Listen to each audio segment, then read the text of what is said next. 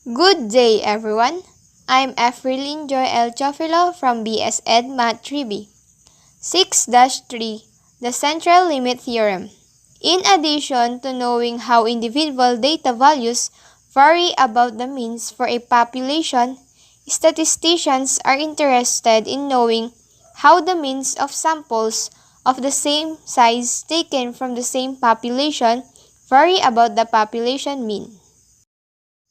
Distribution of sample means. Suppose a researcher selects a sample of 30 adult males and finds the mean of the measure of the triglyceride levels for the sample subjects to be 187 milligrams or deciliter. Then suppose a second sample is selected, and then the mean of that sample is found to be 192 milligrams or deciliter. Continue the process for 100 samples. What happens then is that the mean becomes a random variable and the sample means 187, 192, 184 up to 196 constitute a sampling distribution of sample means. So what is a sampling distribution of sample means? A sampling distribution of sample means is a distribution using the means computed from all possible random samples of a specific size taken from a population. If the samples are randomly selected with replacement, replacement means that the data can be repeated. The sample means for the most part will be somewhat different from the population mean mu. These differences are caused by sampling error. Sampling error is the difference between the sample measure and the corresponding population measure due to the fact that the sample is not a perfect representation of the population. We must acknowledge that even the best random sample will always be a little different from the true population. As your sample size increases, your sampling error decreases, but increasing your sample size also increases cost, both time and money. When all possible samples of a specific size are selected with replacement, the distribution of the sample means for a variable has two important properties. Properties of the distribution of sample means. First, the mean of the sample means will be the same as the population mean.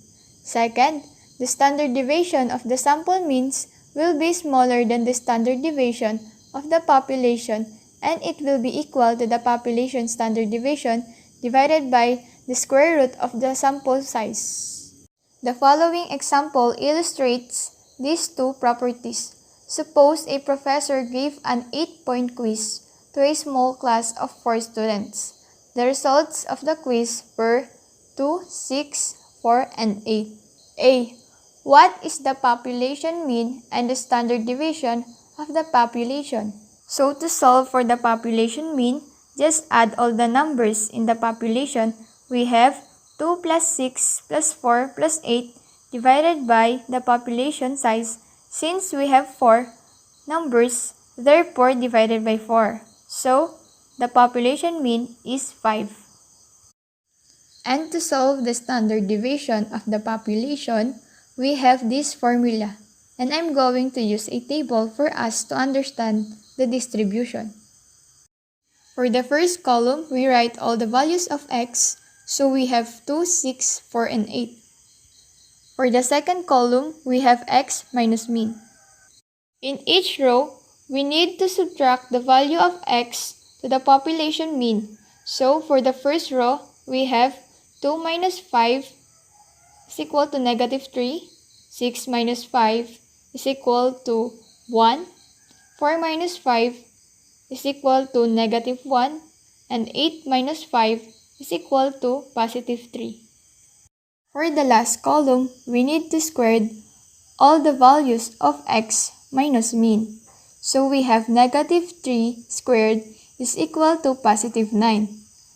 1 squared is equal to 1. Negative 1 squared is equal to positive 1. And 3 squared is equal to 9. So the summation of x minus mean squared is equal to 20. So to solve the standard deviation using this formula, substitute the values. So we have sigma is equal to square root of 20 divided by 4. We got 5. And then the square root of 5 is 2.236. So the standard deviation of the population is equal to 2.236. So this is the graph of the scores of the student in their quiz. This is called uniform distribution, a type of probability distribution in which all outcomes are equally likely. Now, if all samples of size 2 are taken with replacement and the mean of each sample is found, the distribution is shown below. Since the size is 2, so the sample below are listed in size 2. And since it is with replacement, so we have repeated numbers of data like 2, 2, 4, 4, 6, 6, and 8, 8. After that, we have a frequency distribution of sample means to get the numbers of items in the sample. Using the formula mu of x is equal to the summation of sample mean over n, substitute the values, so we have mean of sampling distribution is equal to 80 divided by 16, that is 5, which is the same as the population mean. Hence, mu of x bar is equal to the population mu. As we can see here, the standard deviation of sample means denoted by sigma of x bar is equal to 1.581, which is the same as the population standard deviation divided by square root of 2. So, sigma of x bar is equal to 2.236 divided by square root of 2, we got 1.581. Note, rounding rules were not used here in order to show that answers coincide. In summary, if all possible samples of size n are taken with replacement from the same population, the mean of the sample means denoted by mu of x bar equals the population mean mu, and the standard deviation of the sample means denoted by sigma of x bar equals to the population standard deviation all over the square root of n. The standard deviation of the sample means is called the standard error of the mean. Hence, the standard error is equal to the standard deviation over square root of n. A third property of the sampling distribution of sample means pertains to the shape of the distribution and is explained by the central limit theorem. So what is central limit theorem? The basic idea behind the central limit theorem is this. Let's say we collect samples of size n from a population, calculate the mean of each of those samples, and plot those means on a histogram. The histogram will approximate a normal distribution. So let's say you have 100,000 people in a town, and you choose a sample of 30 individuals, and then you calculate. You calculate the mean age of the 30 individuals. So sample 1, let's say, is 41.8. And then the mean of another 30 individuals is 39.6. And then take another sample that is 41.5. Repeat this process. And then if you plot all this on a graph, the graph will have the shape of a normal distribution. Even if the graph population we don't know, even if it's not normal, this graph where we plot all of the sample means or the means of each sample. So this will be x bar. It will have the shape of a normal distribution. So that's the gist of the central limit theorem. If the sample size is large enough, the sample distribution, take it from any population distribution, regardless of its shape, will approximate a normal distribution. Value if n is equal to a greater than 30. So, let me illustrate that with some example. On the left, we put population distribution, and on the right, we have the shape of the sampling distribution. So, let's say our population distribution has the shape of a normal distribution with mean mu and the random variable is x. Now, if we collect samples out of this population and calculate the mean of those samples and then plot it on a graph, we're going to create a new distribution called the sampling distribution, but specifically the sampling distribution of the sample means, because we calculated the mean of each sample taken from the population. So this gonna be x bar because we're plotting the means of each sample on this graph. So since the population distribution had the shape of a normal distribution, the sampling distribution will also have this shape. But for this case, for any n value. The reason why is for any n value is because the population distribution already has the shape of a normal distribution. But now, what if the population distribution have a different shape? For example, you have a shape of a uniform distribution or a shape of an exponential distribution, or if you have shape of just unusual distribution. If we collect samples from the population, calculate the mean of those samples and plot on a graph, we're going to have the sampling distribution of the sample means. And if n is large enough, let's say it is greater than or equal to 30, then the sampling distribution will approximate a normal distribution. So in this case, if the population distribution has a shape other than a normal distribution, you need to collect samples with a large enough size, 30 or more. The larger the sample, the better approximation will be. Now, since the sampling distribution approximates the shape of a normal distribution according to the central limit theorem, we could use the z-table to make some probability calculations. But before that, here are some symbols and variables that you need to know. Mu is the population mean. X bar is the sample mean. Mu with a subscript of x bar, this is the mean of the sampling distribution. Sigma, this is the standard deviation of the population.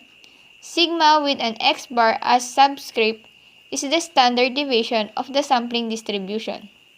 So here are the formulas to remember. So for sample standard deviation, that's the population standard deviation divided by the square root of sample size. For z-score formula, z is equal to the sample mean minus population mean divided by the sample standard deviation. Problem number 1. Hours that children watch television. A.C. Nielsen reported that children between the ages of 2 and 5 watch an average of 25 hours of television per week.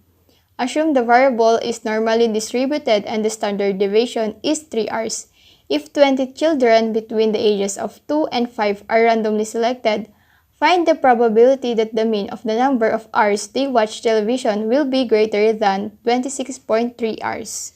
First, let us solve for the sample standard deviation. So to solve the sample standard deviation, let us use this formula. Then substitute the values. So we have sigma with an x bar as subscript is equal to 3 divided by the square root of 20. We got 0.671. So since the variable is approximately normally distributed, the standard deviation of sample means will be approximately normal, with a mean of 25 and standard deviation of the sample mean is 0.671. So to find the probability that the mean of the number of hours they watch television will be greater than 26.3 hours. Sample mean is equal to 26.3, population mean is equal to 25, sample standard deviation is equal to 0.671. Using the z-score formula, substitute the values. We have z is equal to 26.3 minus 25 over 0.671. That is 1.3 divided by 0.671. We got 1.94. To find the area of 1.94, we can use the z-table.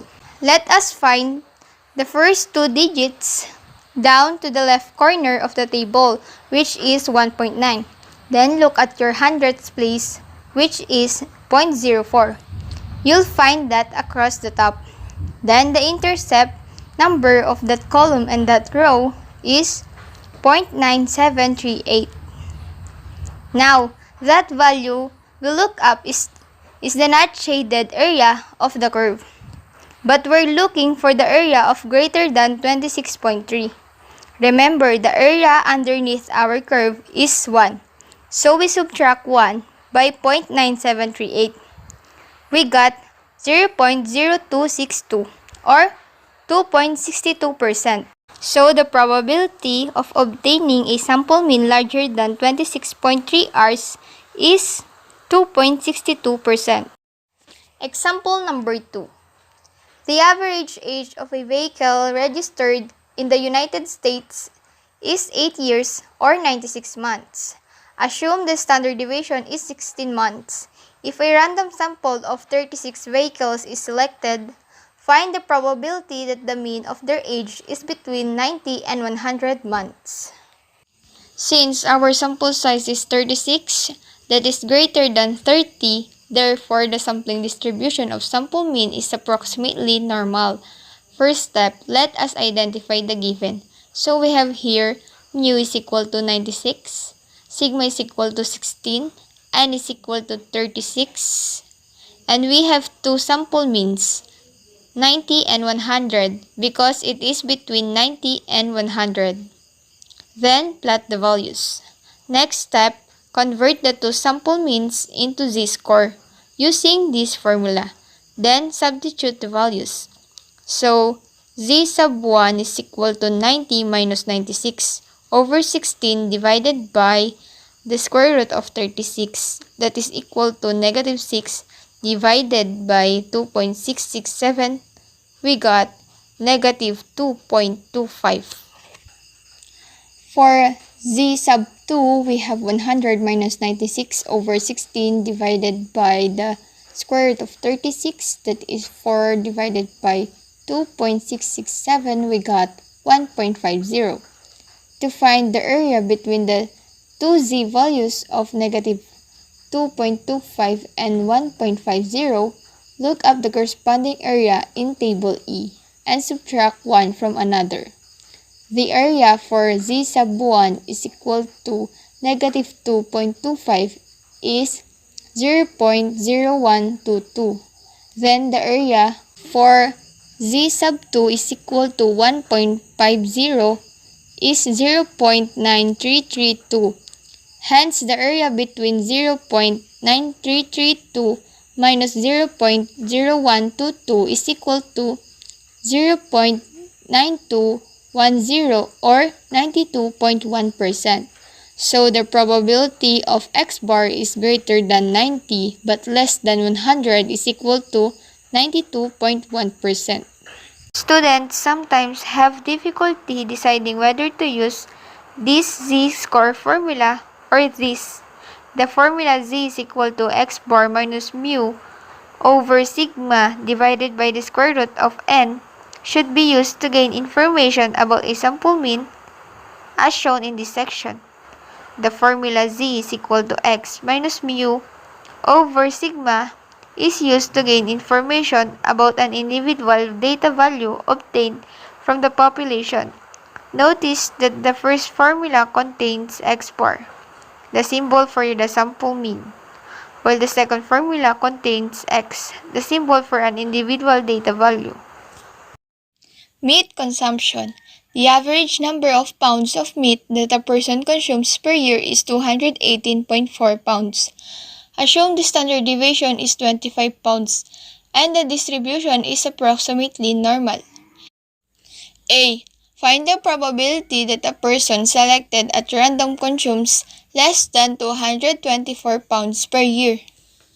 Since the question asks about an individual person, the formula z is equal to x minus mu over sigma is used. Substitute the values. We have 224 minus 218.4 over 25. That is 0.22. The area to the left of z is equal to 0.22 is 0.5871 or 58.7%. The probability of x is less than 224 is 0.5871. B. If a sample of 40 individuals is selected, find the probability that the mean of the sample will be less than 224 pounds per year. Since the question concerns the mean of a sample with a size of 40, the formula z is equal to x bar minus mu over sigma divided by the square root of n is used. Substitute the values. We have 224 minus 218.4 over 25 divided by the square root of 40. We got 1.42. The area to the left of z is equal to 1.42 is 0.9222.